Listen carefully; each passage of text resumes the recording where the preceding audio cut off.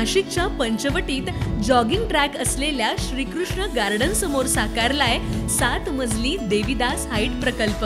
मग येताय ना आजच आपला फ्लॅट बुक करायला देवीदास हाईट्स मध्ये। आमचा मोबाईल क्रमांक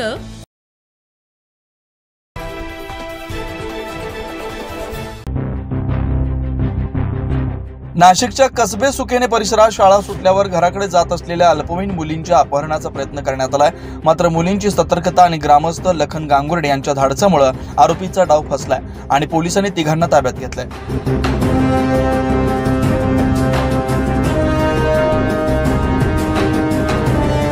ही घटना गुरुवारी संध्याकाळी 5:30च्या सुमारास घडली। कर्मवीर रावसाहेब थोरात विद्यालयाच्या 14 वर्षीय विद्यार्थिनी कोकणगाव रोडने पायी घरी जात असताना एका पडद्याने झाकलेल्या रिक्षातून आलेल्या 2 पुरुष आणि एका महिलेने त्याला रिक्षात ओढण्याचा प्रयत्न केला।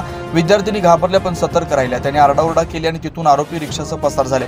घटनेची माहिती मिळताच ग्रामस्थ लखन गांगुर्डे यांनी आपल्या मित्रांच्या मदतीने रिक्षा कसबे सुकेने स्टँडवर अडवली।